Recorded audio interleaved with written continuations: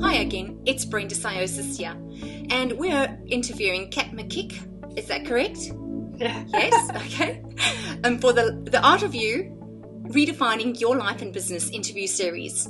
And as mentioned in previous videos, if you haven't watched them before, I suggest you do. They really have such golden insights in it. Is that I've invited a few wonderful women entrepreneurs who have successfully established themselves in business online to inspire and encourage you, the new business owner, to step out and follow your passions as well. Kat, welcome here, and thank you so much for giving us your time. I just love having you, and I know that you have so many insights to share. So to start off, won't you please just tell us a bit about yourself, your journey, and, what made you get into this industry? Well, it's kind of a little bit long-winded, so I'll try and give you the shortened version. Going back, it all started when I was quite young. My dad was self-employed and a builder. I guess I kind of get that from him. And I just, grew up in a poor family. Dad was an alcoholic. It was all quite tragic, really. And as I was growing up, I just knew I had this, I wanted my life to be different, and I wanted to make my life better. So then as I got into my 20s, I started to look at financially wealthy people and who they were, what they did, and realised real estate was a key element in their wealth creation. So I started studying everything I could about real estate investing and started buying some properties. And then from there, I realised that I had this cap, this limit on what I could borrow because of my income.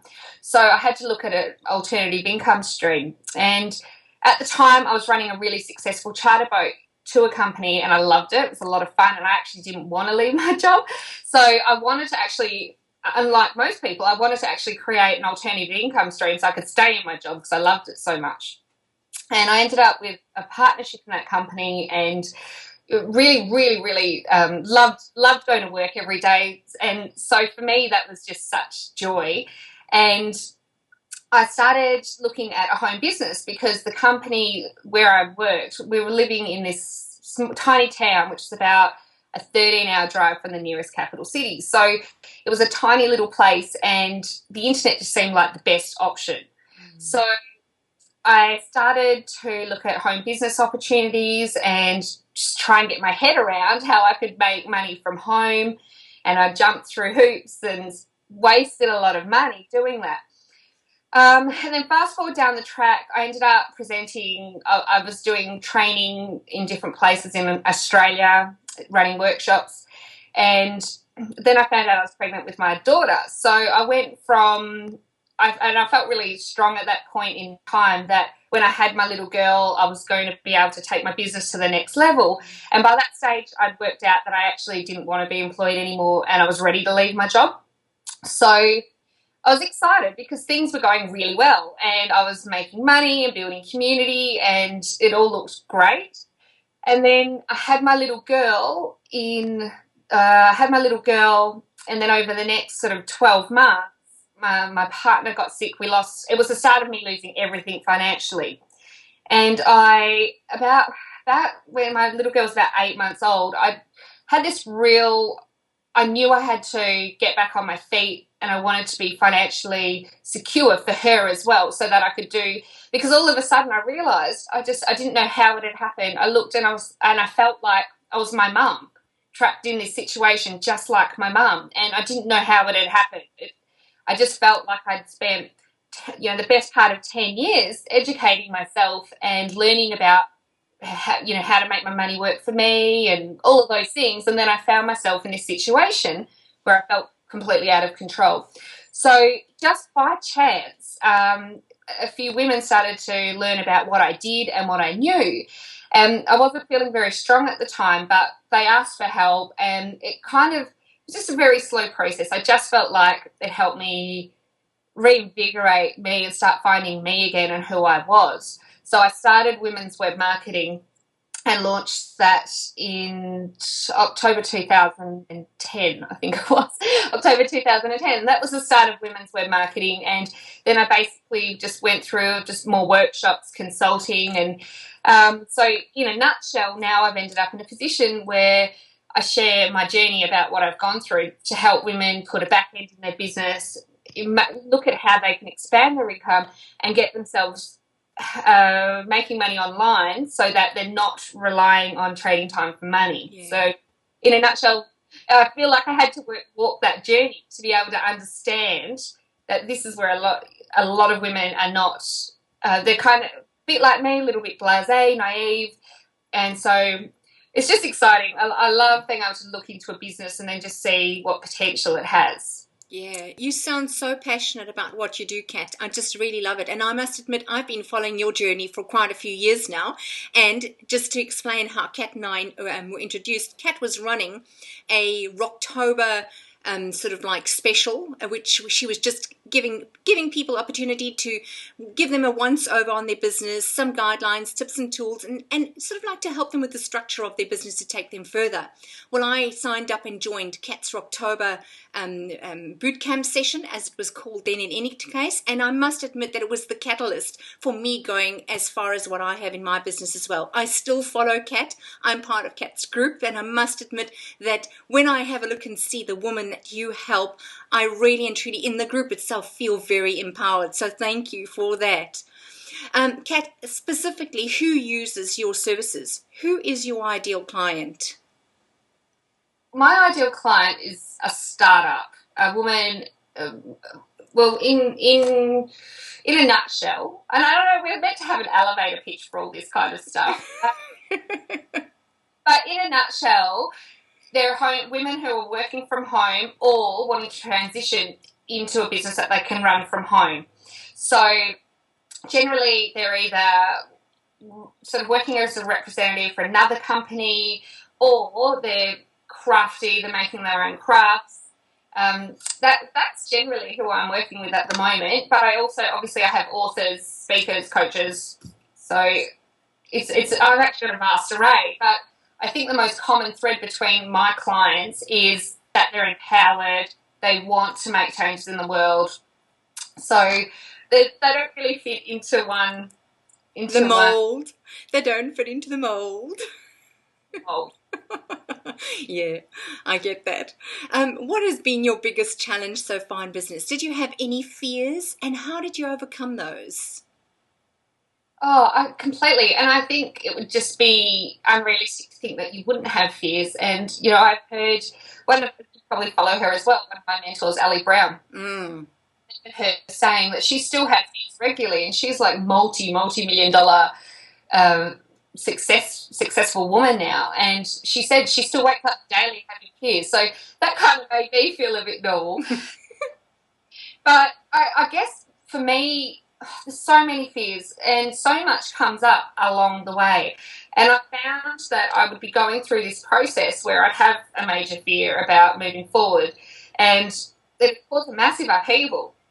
I get really upset about it, or, you know, what I found over time is it used to happen and it used to last for quite a long period of time. But over time, as I've learned to sort of sit in the space, release it, accept it, and ask bigger questions from it, now it lasts a much shorter amount of time. It might just be a day, a couple of days until I get what I need to get out of it. And, you know, I always find after coming through a fearful period, there's massive expansion. Yes. So it's just about being comfortable. It's learning to get comfortable with the fear, because it's always going to be there in some way, shape or form. But for me, definitely the biggest struggle was money, and I'm actually still working through that at the moment. You know, through losing, because I lost everything and I've had to start from scratch and on a shoestring, and it's definitely that fear of not having enough and trying to stay in an abundant mindset and, you know, prosperous while you're kind of not. You know, going through that space where I wasn't, and I was trying to get back on my feet.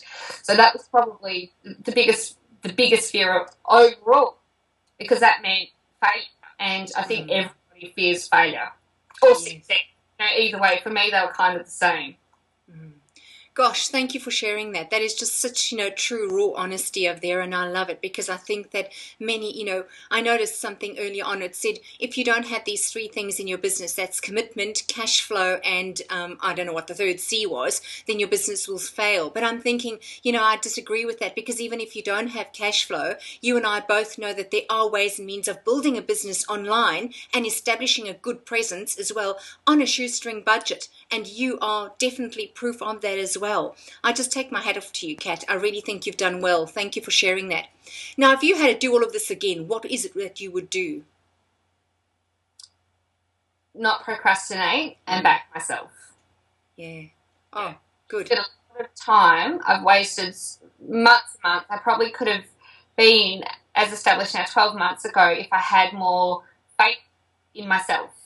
And I stopped and I didn't question myself. But I think that's actually, I'm a firm believer in everything happening for a reason, and it's been a part of my growth, having to get over myself and get myself out of the way and just do what I do best has been a challenge. But that is probably, if I could redo anything, I probably put less time into the businessy side of things for a little while and more time into myself so that I'm stronger to move forward in business, because I think people still do it a lot like I do, the wrong way around, especially when money is a motivating factor, because you're trying so hard to get more money into your life, but you're also repelling it at the same time. So it's like having to get yourself into a position where you're strong mentally, physically, and you're aligned with what it is you want to do, because then it really is true, then the money does come.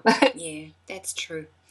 And you obviously take time out at certain stages. I know that you're an avid fisherwoman.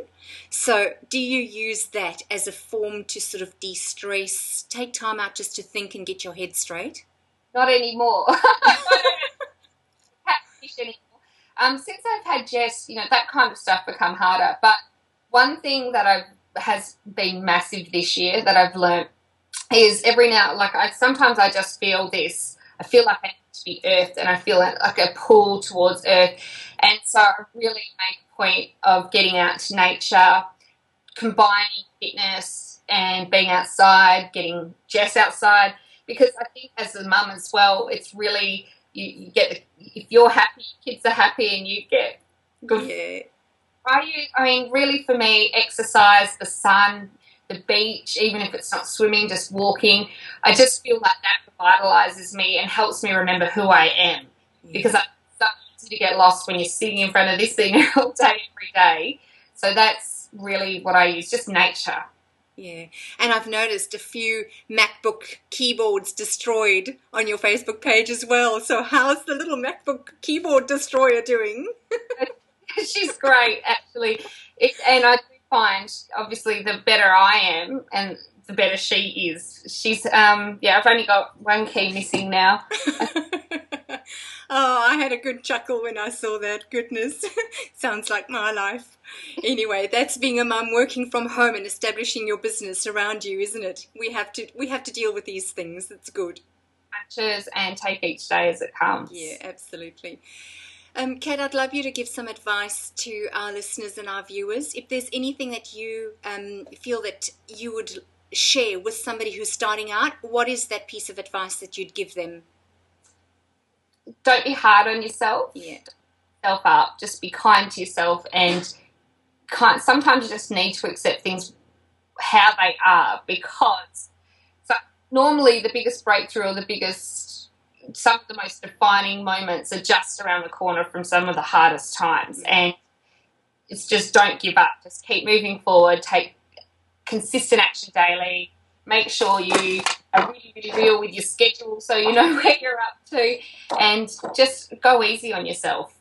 I think really, because we set goals, we're really ambitious, and I know all the women that I'm connected with, we want massive things, but it's like anything, you plant a seed, it needs time to be nourished and to grow. So it's just put that love into what you're doing every day, and do what you love. Yeah. Do you use the services of a coach? Because would you suggest as well that anybody starting out, it is important for them to get the support and the guidance of somebody who's already done it? Yes, but I would also suggest that they really want to be very clear on what they want, or find somebody to help them get that clarification first before investing in a coach. I went the other way around, and I felt like I went through a lot of coaches because I wasn't communicating clearly what I wanted. I knew what I wanted, but I couldn't communicate it. And I think before spending money down that track, just get really, really clear on what you want, because then you can get the best advice and they can give you the best advice. But if you go to somebody not sure and wishy-washy, I mean, they're the results you're going to get. Yeah. So I would say back to you, making sure you're clear, finding the person to help you get clear, and then you can look at your business. Super. How do you promote yourself? I know that you are really and truly, you're a Facebook guru, and you've been putting out a lot of Facebook courses lately to help people to utilize Facebook more. But how do you promote your specific business? Well, at the moment, obviously, because I don't have the website live, everything I've been doing is through social media. But when the website is live, I would look at all mediums. Radio, I'm definitely looking at radio, paid advertising through Google. I actually just don't think I think you should use as many methods of traffic as possible, because it's one of the major things I've learned before when I had my business running. I had done, because I do use social media so well, I never needed any other means of traffic, so I got what I wanted using social media. But when my dad died and my relationship ended, it wasn't possible for me to be on social media, and so then everything stopped. So I think it's really important to have alternative traffic strategies in place. Like anything, don't rely on just one thing to make you money or one method to drive traffic.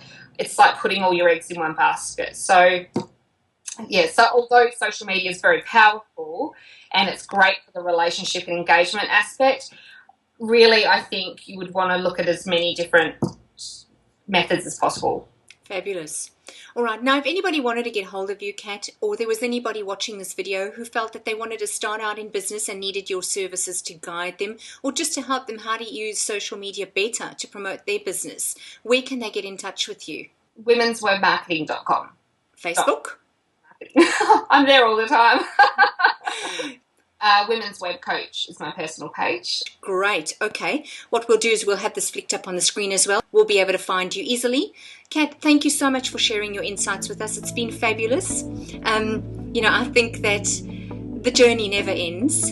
It is this constant transformation, this constant growth, and I think that we continue to evolve every single day. And it's just been amazing having you here sharing your insight with us. Thank you so much. Thank you.